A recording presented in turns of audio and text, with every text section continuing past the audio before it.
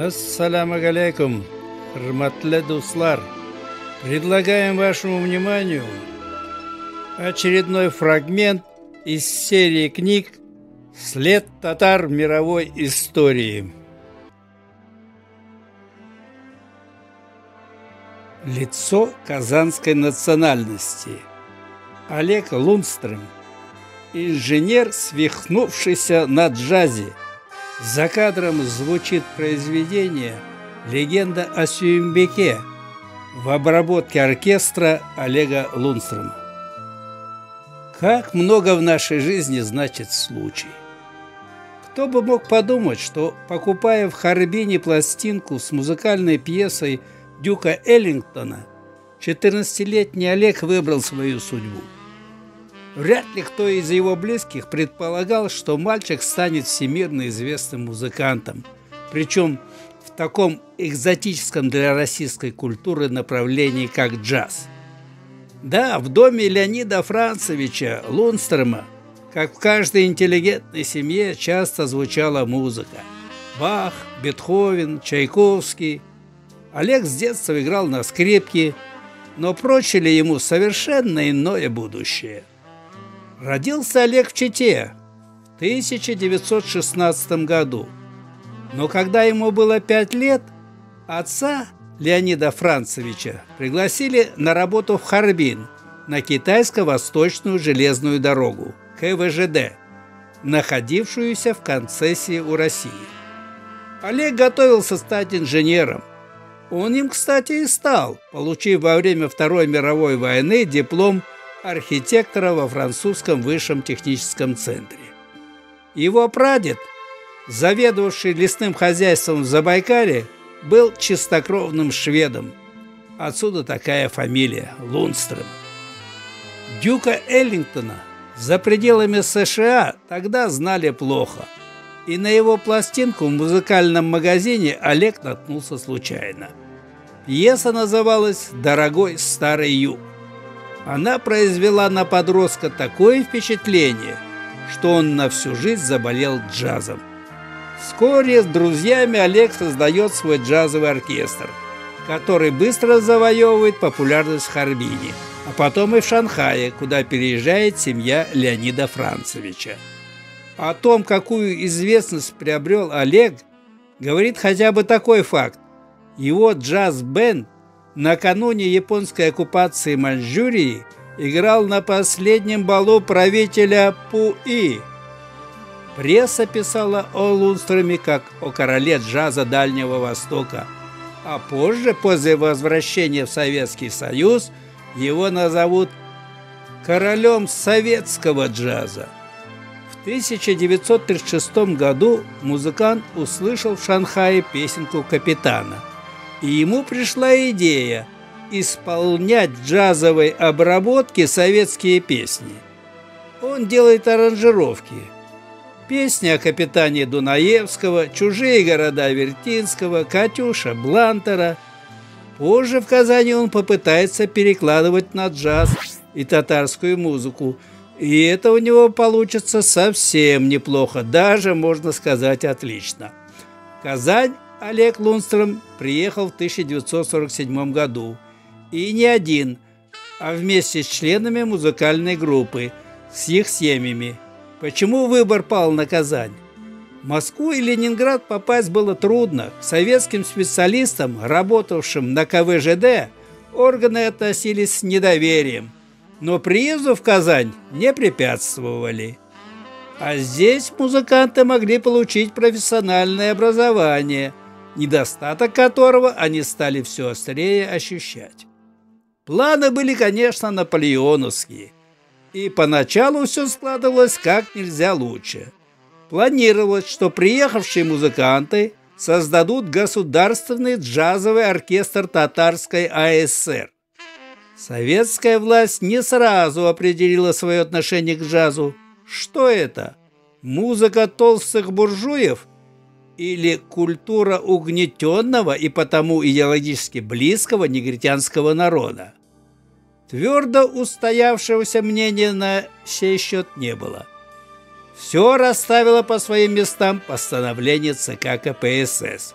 об опере Вано Мураделли «Великая дружба», объявившее, что джаз народу не нужен. Это разрушило все планы. Группа едва не распалась. Музыканты получили распределение в оперный театр и оркестры городских кинотеатров. Правда, удалось добиться главного, зачем Олег Лундстрем приехал в Казань. Он получил в Казанской государственной консерватории музыкальное образование, даже сразу два, по классу композиции профессор Лемон и по симфоническому дирижированию профессор Шерман. Олег Лундстрем, как сам позже признавался, никогда не пытался прошибить лбом стену. Поскольку джаз не приветствовался властями, творческая энергия музыканта нашла выход в другом. Он поступил скрипачом в Казанский театр оперы и балета. Судьба свела его с известным в те годы композитором Ключаревым, худруком Татарской государственной филармонии. Маэстро по достоинству оценил возможности приехавших в Казань музыкантов, которые с его помощью стали давать разовые концерты, сразу завоевавшие популярность у горожан. Программы концертов составлялись из татарских и советских песен, вокальной и инструментальной обработки Лундстрема. Не был забыт и джаз. Строгого запрета на него никогда не существовало, а во времена оттепели появилось больше возможностей для творческого самовыражения. В 1955 году на радио «Играм пластинки» была записана серия пьес татарских композиторов в джазовой обработке. Друзья из филармонии помогли организовать в Казанском драмтеатре несколько джазовых концертов. Старожилы-казанцы вспоминают о них с большой теплотой. На модных музыкантов обратили внимание в Москве, откуда поступили приглашения выступить с концертами. Иногда Лундстрема упрекают в том, что он сам музыку не сочиняет, а лишь занимается обработкой чужих произведений. Это не совсем так. Да, возглавляемый им оркестр исполняет в основном популярные хиты в своей аранжировке, но Олег Лундстрем – автор и собственных композиций. Первое самостоятельное произведение «Интерлюдия» он посвятил окончанию Второй мировой войны. Исполнение его состоялось в театре. Широкую известность приобрели и его пьесы «Юмореска», «Бухарский орнамент», «В горах Грузии» и другие. После окончания Казанской консерватории Олег Лундстрем остается в ней работать в качестве преподавателя теории музыки. Помимо этого он ведет студенческий симфонический оркестр. 1956 год стал переломным в творческой биографии 40-летнего музыканта. 1 октября вышел приказ министра культуры РСФСР о создании концертного эстрадного оркестра под управлением Олега Лундстрема, где он стал художественным руководителем и дирижером.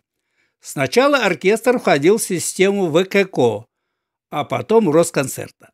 Началась большая гастрольная жизнь. Коллектив объездил сотни российских городов, побывал в десятке зарубежных стран.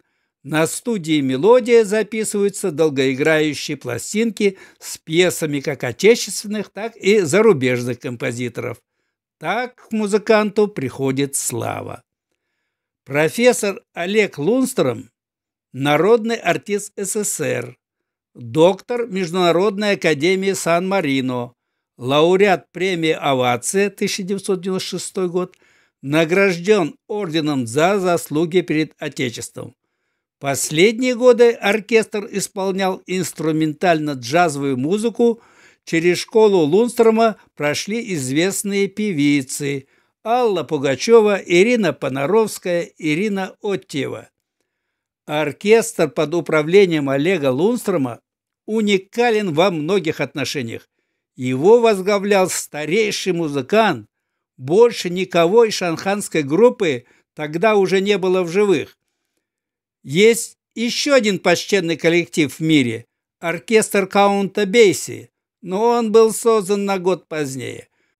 Поэтому в 1994 году, когда отмечалось 60-летие джаз-бенда Олега Лундстрома, именно его внесли в Книгу рекордов Гиннесса как старейший в мире непрерывно действующий джазовый оркестр.